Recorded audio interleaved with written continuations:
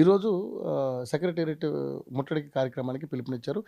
ASF నుంచేమో ఏదైతే fee reimbursement కావచ్చు, అదేవిధంగా నిరుద్యోగ భృతి వెంటనే చెల్లించాలని, ఆ బకాయిలన్నింటిని చెల్లించాలని వాళ్ళు ఒకవైపు డిమాండ్ చేస్తూ ఈరోజు ముట్టడి కార్యక్రమం చేపడితే, రాజారాం యాదవ్ అనే అతను ఈరోజు గ్రూప్స్ గురించి ఆయన డిమాండ్ చేస్తూ ఈరోజు ముట్టడి కార్యక్రమం చేపట్టారు. సో ఎక్కడికెక్కడే అణిచివేత కార్యక్రమాలు జరిగిన తప్పే ఎక్కడ కూడా సక్సెస్ కాలేదు ఈరోజు ప్రోగ్రామ్. ఎందుకంటే మేము ఎప్పుడు సెక్రటేరియట్ నుంచి వచ్చాం. సో ఏంటి సార్, నిజంగానే మరి ప్రభుత్వం ఈ విధంగా వ్యవహరించగల కారణాలు ఏంటి? అదే చెప్తాం కదా, ఎమర్జెన్సీ రోజులు గుర్తు చేస్తుంది.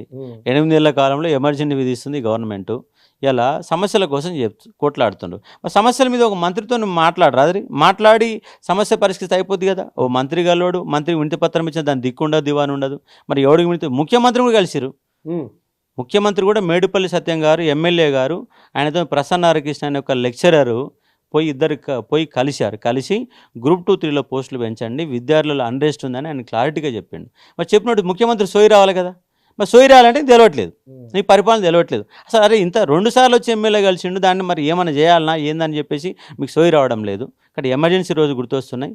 నేను రాజారామన్న బీసీ కులాల సమాఖ్య, విద్యార్థి సమాఖ్య ఆధ్వర్యంలో ఆయన ముట్టడి పిలుపునిస్తే నేను కూడా మద్దతు తెలిపాను.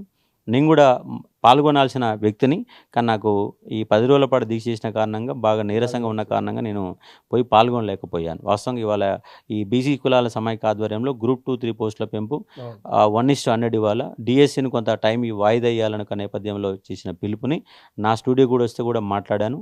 నేను కూడా ఇలా ముట్టడిలో పాల్గొనాలి, కానీ నాకు అన్రెస్ట్ కారణంగా నేను పాల్గొనలేకపోయాను. ప్రభుత్వం చర్చల్లో ఏదైతే చర్చలకి వాళ్ళకి అనుకూలంగా లేకపోతే ఉద్యమాన్ని ఉధృతం చేస్తాం, చలో ఢిల్లీ కూడా అంటున్నారు విద్యార్థులకు మొత్తం కూడా.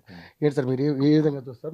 మీ సపోర్ట్ ఎలా ఉండదు? రేపు గ్రూప్ 2, 3 కనుక పోస్టులు పెంచకపోతే, 1:100 ఇవ్వకపోతే, గురుకుల సమస్య పరిష్కారం కాకపోతే, హైదరాబాదుని తెలంగాణలో ఎంతమంది పోటీ పరీక్షలు ప్రిపేర్ అవుతారో అన్ని లైబ్రరీలు, అన్ని జిల్లాలు, అన్ని మండల కేంద్రాలు, అన్ని డివిజన్ కేంద్రాలకు వెళ్ళి 30 లక్షల మంది నిరుద్యోగులు, 30 లక్షల మందిలో ఒక 5 లక్షలు వచ్చినా కూడా హైదరాబాద్ని ముట్టడి కనుక చేస్తే నీ ముఖ్యమంత్రి సీటు పోవడం ఖాయం.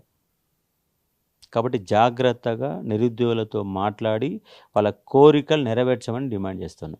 లేకపోతే ముందు నీ పదవికి ఎసరు రావడానికి చాలా ఎక్కువ రోజులు ఏం పట్టదు. ముఖ్యమంత్రుల మార్పు అనేది కాంగ్రెస్ పార్టీలో సర్వసాధారణమే. ఇప్పుడు ఆల్రెడీ నీ మీద వ్యతిరేకత స్టార్ట్ అయ్యి నీ మీద చాడీలు చెప్పే వాళ్ళు ఉంటారు. ఇలాంటి అంశాలు వాళ్ళకి అవకాశంగా మారుతాయి. కాబట్టి ముఖ్యమంత్రికి రాజీనామా చేయాలా, నీకు పదవి అవసరం లేదనుకుంటే ఇష్టారాజ్యంగా చెయ్యి, ఇంక 8 నెలల కంటే ఎక్కువ పట్టదు. లేదు నేను ముఖ్యమంత్రి 5 ఏళ్ళు ఉండాలనుకుంటే నిరుద్యోగులు జాగ్రత్తగా ఉండే. నిరుద్యోగులతో గోక్కున్నాడు, నిరుద్యోగులతో లొల్లి పెట్టుకున్నాడు, ఎవడు బాగుపడలే. గత కేసీఆర్నే పక్కన పెట్టారు. జగమొండి 80 పుస్తకాలు చదివినటువంటి వ్యక్తిని, 80,000 పుస్తకాలు చదివిన వ్యక్తిని పక్కన పెట్టారు. నువ్వు ఏం పుస్తకం చదివి ఎక్కువ రోజులు ఎట్లా వస్తారు చెప్పండి? కానీ నువ్వు ఇప్పుడన్నా నేర్చుకో, ఏటూరు కాలం చదువు, పేపర్లలో ఏటూరు కాలమ్స్ వస్తాయి. కొంత ఇంగ్లీష్ నేర్చుకొని కొంత పరిపాలన చేసే ఒక ప్రయత్నం చేయండి, అవగాహన పెంచుకోండి. ఇష్టారాజ్యంగా మైకు దొరికింది కదా, సభ దొరికింది కదా, జనం ఉన్నారు కదా అని చెప్పేసి ఏది పడితే అది మాట్లాడితే తెలంగాణ నిరుద్యోగులు చూస్తూ ఊరుకోరు, నిన్ను నట్టేట ముంచుతారు. కాబట్టి ముంచక ముందే తేలుకోమని చెప్తా ఉన్నా. అశోక్ సార్ ఇంత ధైర్యంగా మాట్లాడుతున్నారు, ముఖ్యమంత్రిని ఈరోజు ఎదిరించే విధంగా మాట్లాడుతున్నారు. రేపు పొద్దున ఒకవేళ మీ మీద ఏమైనా కేసులు పెట్టి లోపల ఇస్తే ఏంటి మీ పరిస్థితి? ఆల్రెడీ 12 కేసులు పెట్టారు, చెంచల్ కూడా జైలు పోయి వచ్చిన. ఇక నిండా మున్నోడు సల ఎక్కడిది? 12 కేసులు పెట్టి ఇంకో 12 కేసులు అవుతాయి. వాళ్ళు అవసరమైతే కేసులు ఎక్కువ అని చెప్పి ఈడీ యాక్ట్ పెడతారు. అంతకంటే ఎక్కువైతే ఏం చేయలేరుగా. మీకు దమ్ము ధైర్యం ఉంటే ఎన్కౌంటర్ చేసుకోండి అని చెప్తున్నాను నేను.